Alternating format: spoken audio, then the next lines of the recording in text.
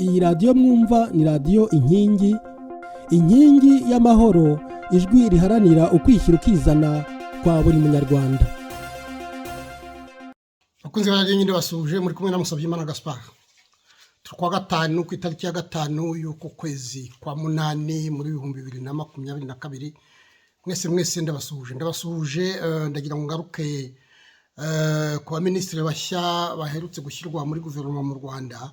Ariko muri abo baminisitiri ndibanda kuri minisiteri imwe, iyo bise minisiteri nshya y'ishoramari rya leta. Mushobora kwibaza impamvu iyo minisiteri yahise ishyirwaho mu bintu byihuse. Ni biriya byose iyo ubirebye neza bifitanye isano n'ideni u Rwanda rufite. Twabonye ko u Rwanda rufite ideni rihambaye riri muri 75.6% y'umusaruro mbumbe w'igihugu. Ni amafaranga rero menshi. Ariya mafaranga buri gihugu cyagurizwa banki mondiale cyangwa se ya Fonds Monétaire International ndetse n'andi mabanki. Banki rero ni banki. Iyo udashoboye kwishyura igushyiraho igitutu ukagurisha n'ibyo ufite. Nuko mugomba kubyumva nta kundi. Ngiye kubisesengura mwumve ukuntu biriya bintu ari byo ariko bimeze. Perezida Kagame yarabyivugiye kuko mu ijambo rye yaravuze ati hashyizweho minisiteri y'ishoramari igiye kuyireba uko ibigo bya leta bicungwa neza, ngo ndetse amaherezo ngo cyangwa se byihuse ngo kuri bimwe bikegurirwa ngo mu buryo bwihuse ngo bikogurirwa abikorera ku giti cyabo. Yaravuze ngo vuba na bwangu ngo harimo ibizegurirwa abikorera ku giti cyabo vuba na bwangu. Murumva rero cya gitutu cy'amabanki arimo avuga ati mutwishyure cyangwa se tubafate mu ngo tuhamugane ko amabanki muri iyo atangiye kwishyuza ashyiraho igitutu gikomeye cyane. Nibyo rero hariya Perezida Kagame yavuze ati vuba na bwangu ati hari bizatangwa vuba ngaha bigatezwa cyamunara. Yongeyeho n'ikindi kintu gikomeye kuko yaravuze ngo guverinoma n'inzego zose za leta ngo ubundi ngo akazi kazo ngo ntabwo ari ugucuruza, ngo cyangwa se ngo ntabwo bagomba gucuruza ngo cyangwa ngo bakore ibisa n'ibyo, ngo ahubwo ngo dufasha abacuruza ngo abikorera ku giti cyabo kugira ngo bagere kuri byinshi ari nako babigeza ku gihugu. Muri ya jambo rya Perezida Kagame harimo amagambo abiri tugomba gusesengura. Harimo biriya byo kuvuga ko ibigo bya leta bizagurishwa bakabiha bikorera ku giti cyabo, hanyuma hakabamo kiriya kintu ko leta idacuruza. Biriya rero yabivugaga nyine, iriya disikuru Kagame yayivugaga yahizaga abaminisitiri bashya bari bamaze guhabwa imirimo mishya. Hanyuma mwibuke ko itangazo ribashyiraho ryari ryasinywe kuri 30 z'ukwezi kwa karindwi na Minisitiri w'Intebe Dr Edouard Ngirente. Biriya bigo bya leta rero bibamo imigabane myinshi cyane, biba bitandukanye. Hariho ibigo leta ibifite byayo bwite, hanyuma hakabaho leta ibigo bifite nk'imigabane. Ibyo byose aba ari ibigo bya leta. Noneho reka turebe ari amagambo ya Perezida Kagame ngo leta nticuruza. Ibintu byo kuvuga ko leta idacuruza ni ibintu abantu bose biga ubutegetsi n'amategeko barabyiga. Leta nticuruza ni ibintu byavuye muri Amerika. Umuziki w'abanyamerika bahimba ibintu byinshi cyane, bavuze ko leta idacuruza. Baravuga ngo ibintu byose bigomba gukorwa n'abantu bikorera ku giti cyabo. Ibyo ngibyo abanyamerika ndetse n'abongereza cyane cyane kuri Perezida Reagan na Margaret Thatcher barabikoresheje biratinda. Ariko muri Amerika niho nzi kuko nigeze kubayo.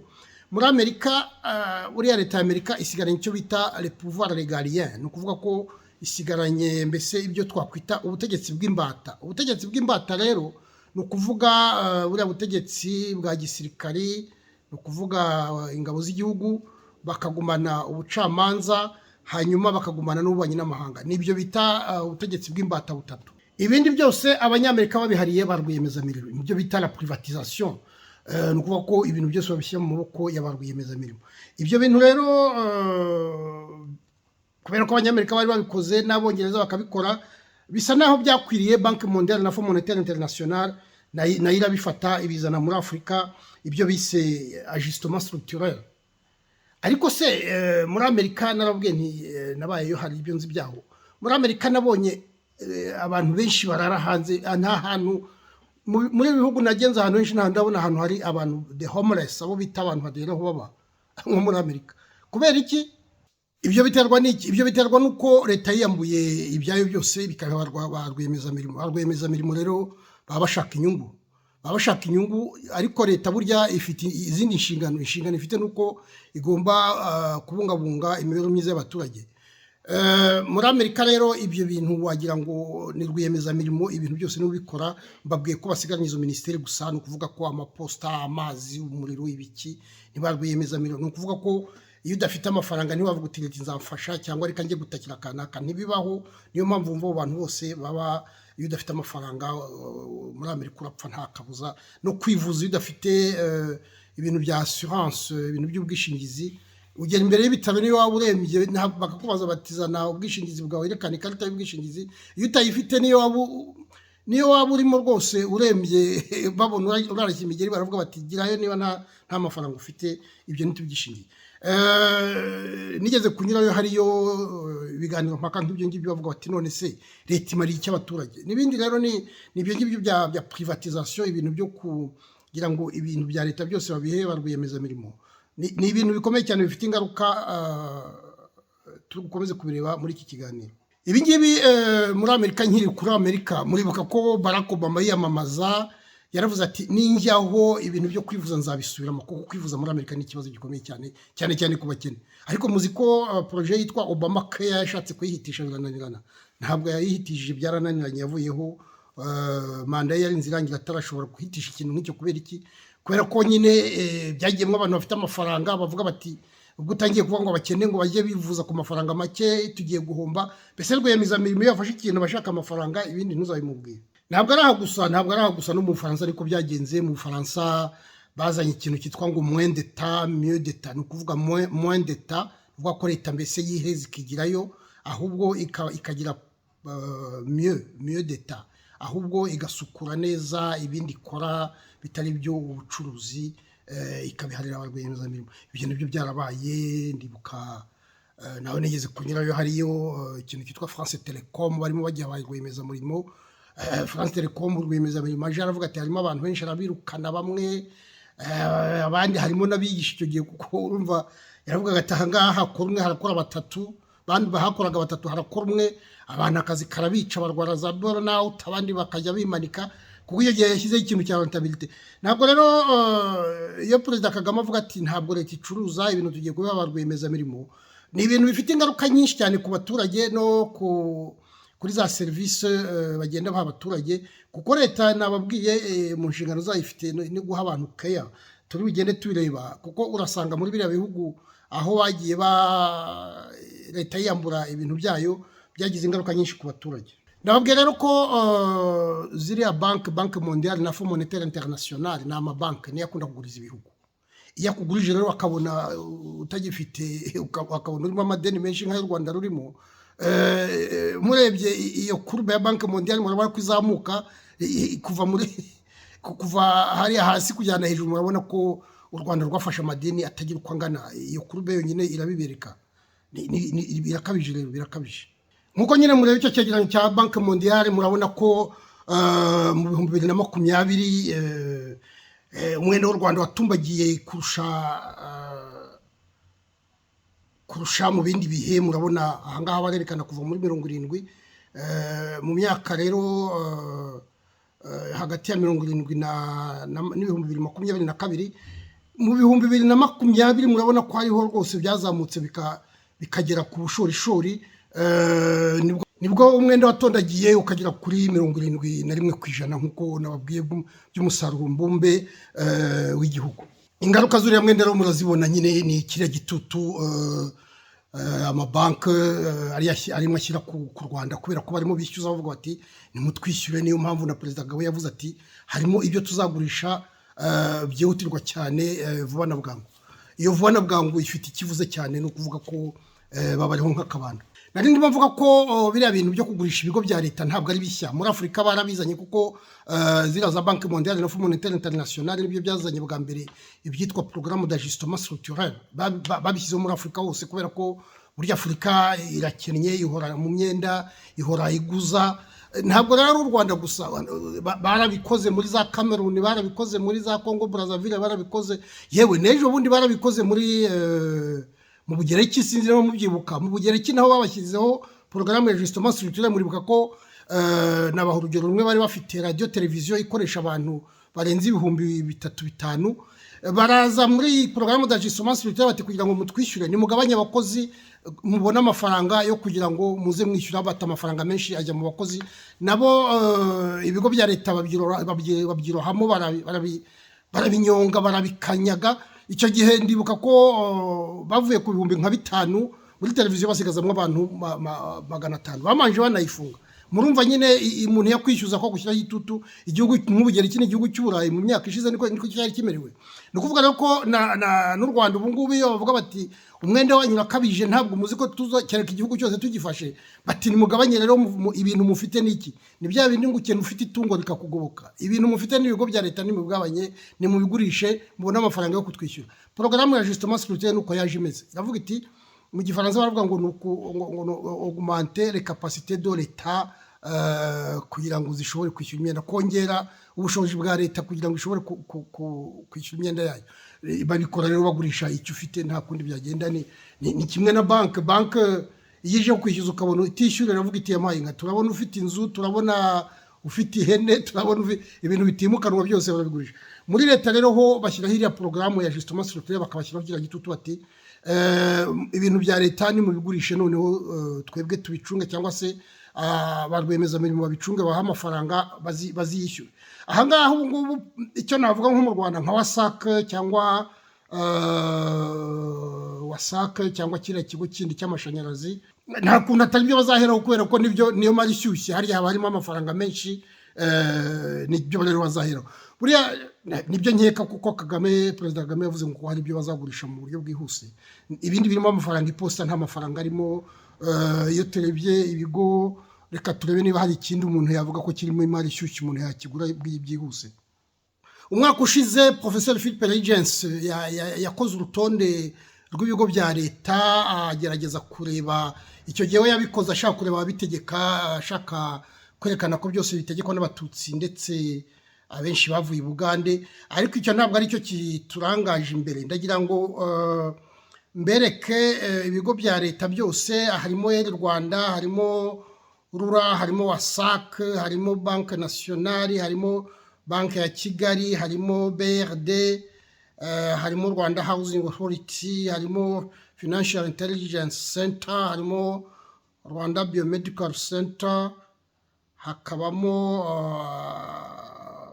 Rwanda Federation of Transport Cooperative ya Twahirwa Dodo turi wigereho, harimo Rwanda Private Sector Federation, harimo Rwanda Stock Exchange, hakabamo National Security Service Fund, hakabamo National Ombudsman, hakabamo Rwanda Biomedical Center, hakabamo NIRDA, hakabamo Rwanda Governance Board, hakabamo NISR, hakabamo Université, hakabamo Rwanda Broadcasting Agency, hakabamo Civil Aviation, hakabamo Rwanda Revenue Authority, hakabamo Rwanda Bureau of Standards, hakabamo Rwanda Mines, Petroleum and Gas Board. Murumva agency yabikusanyije, ariko muri ibyo byose mumva ko ibintu birimo imari zishyushye ntabwo ari byinshi cyane, kuko iyo biriya bigo by'amazi n'amashanyarazi ngira ngo nibyo birimo imari ishyushye cyane, cyangwa se ahandi nuko nyine nkuko Twahirwa Dodo hafashe umurizo, ni biriya byo gutwara abantu n'abantu, nabyo umuntu ashatse yabigarukaho kuko ni ikigo cya leta cyano na Tracom, bagezeho bakita Ritiko, bamaze kukita Ritiko leta ifatanya n'uwa Twahirwa Dodo irakimuha ngo nawe agicunga, aragicunga. Ariko leta yararangaye kubera ko mwumvise mwabonye hariya muri Nyabugogo ko abantu barara amajoro batonze umurongo bategereje. Hari ifoto nabonye yo muri New Times, abantu batonda umurongo ijoro ryose bategereje imodoka itaza. Kubera iki? Kubera ko nyine urumva bya bindi nababwiye ko umuntu iyo ibintu babishyize mu maboko y'abaprive ya rwiyemezamirimo abashaka kunguka. Abashaka kunguka rero ni ukuvuga ko avuga ati abantu nibatonda umurongo ningezeho imodoka irahita yuzura, ngende ngaruke n'ubundi nsange bahari yongere yuzure. Urumva nyine ko aravuga bata amafaranga bayinjira, ntabwo biratuma ntegereza nk'uko haba hari imodoka nyinshi. Ni ukuvuga rero ko nibyo mvuga ni leta yararangaye hariya, kuko abaturage nibo bahagwa. Biriya rero byo kuvuga ngo ibigo bya leta bagiye kubigurisha n'ahandi bishobora kubaho. Ni ukuvuga ko nk'uko mbabwiye ni ikigo cy'amazi n'amashanyarazi, ni ukuvuga ko rwiyemezamirimo nahagera azavuga ati amafaranga yanjye nzayabona vuba nte, atangira ibiciro bizamure. Leta rero icyo gihe nisigara imwinginga iti nyawe nawe izamura ibiciro urakabije, undi nawe ati nabahaye amafaranga yanjye nimureke nyagaruze. Ni ibintu bitoroshye biriya bintu bya privatisation, biriya bintu byo guha abantu ibigo bya leta ba rwiyemezamirimo, ariko nta kundi byagenda kubera ko leta ibigomba kwishyura. Urumva rero leta rimwe na rimwe kandi ibitaye inshingano zabo, nk'uko nababwiye ifite inshingano zo kugira ngo abaturage babeho neza. Nka biriya byo gutwara abantu mwabonye ko abaturage barahaguye. Ni ukuvuga ko leta inshingano zayo yazitaye, itazitayeho kugira ngo umuturage agende mu mahoro, agendere igihe, agendere ku giciro cyiza. Ni ukuvuga ko biriya bigo bya leta bigiye kugurishwa. Uriya minisitiri inshingano afite no kugenda ibigo byose akabijagajaga, akagomba gukora raporo, akavuga ati iki kigo iki n'iki turabona twakigurisha amafaranga angana gutya, kuko bagomba kureba ibyo gifite by'ubukungu, ari amamashini, ari iki, bakabishyira mu mibare, bakavuga bati ngiyi dosiye noneho bakayishyira ku isoko, batabashaka kuyigura ahantu harimo amafaranga angana gutya, ushaka naze arebe dosiye noneho atanga amafaranga ye. Aha ngaha naho icyo twavuga ni uko hazabamo ingorane zikomeye cyane. Ikigo nka WASAC aricyo wenda dufashe kugira ngo kigure ni za miliyari nyinshi cyane. Za miliyari nyinshi cyane rero umuntu uzakigura ni umuntu ugomba kuzaka ideni muri banki. Kwaka ideni muri banki ya za miliyari ntabwo ari ibintu byoroshye ku muntu wese usanzwe kugira ngo baguhe ideni rya miliyari. Bazavuga bati ingwate zawe niziye, ntazo bazaba bafite. Ni ukuvuga rero ko uretse abanyamahanga bazaba bafite amafaranga wenda bakabizamo, ariko uko bigaragara n'ubundi iriya sosiyete yitwa Crystal Ventures ya FPR niyo izafata byinshi muri ririya gurisha, kuko nkuko nababwiye ifite amafaranga. Mwumvise amafaranga ijya kugura ibintu muri Congo, igashinga y'amasosiyete, igafata ibintu ikashyira ubucuruzi muri Mozambique, ikagira ubucuruzi muri Zimbabwe. Ubushize narabibabwiye. Ubu n'ubundi wenda irimo yarangije gukora indi sosiyete izagura biriya bigo byo mu Rwanda byose ikabibyaza umusaruro. Nta kabuza bazaba barimo, kuko bo ntabwo bakenera kujya mu mabanki. Mwumvise ko bafite fond ya Crystal Ventures irimo amafaranga menshi cyane. Nababwiye aho yagiye aturuka, ibyo ntabwo mbisubiramo. Ni ukuvuga rero ko bariya abantu bakize barongeye barariye, babonye imari ishyushye n'ubundi, kuko kandi ibigo bya leta urumva ibigiye guhomba bazajya babigura ubusa. Noneho niba babigura ubusa rero babibyaza umusaruro, amafaranga bongere bayafata umurizo. Niko bizagenda, nta kundi bizagenda. Ikindi kizatuma babona amafaranga nibyo bita deridinisiye. Ni ibintu, ni ukuvuga ko uriya minisitiri ugiyeho Eric Rwigamba azashyiraho abatekinisiye ati nimugende murebe WASAC ese buriya yagura ngahe, bakurikije amamashini ifite, bakurikije imiyoboro ifite, bakurikije ibintu byose. Mbese iyigurisha amazi ibona ngahe, ibintu nk'ibyo. Ibyo ngibyo rero iyo bamaze kubikora bafata umubare bakavuga bati iriya sosiyete tubona yagurishwa miliyari wenda nk'ijana. Ni ukuvuga ko iyo nyigo aba ari ibanga, kuko baravuga bati tuzakoresha cyamunara, ariko ntabwo tuzabwira abantu ibanga ry'uko iyi sosiyete ifite ubu bukene, ifite iki kintu kitagenda neza. Ibyo byose barabihisha kugira ngo umuntu uzayigura azavuga bati sosiyete turayigura ukwiri, ariko baba bafite umubare batagomba kujya munsi, kubera ko bavuga bati sosiyete yacu dukurikije ibyo twakoze izagera aha ngaha. Rero baba bategereje kubonamo menshi. Ibyo bita deridinisiye rero n'umuntu uza akaguha amakuru nk'aya ngaya akavuga ati wari uzi ko babyize iriya sosiyete bagasanga izagurishwa miliyari 100.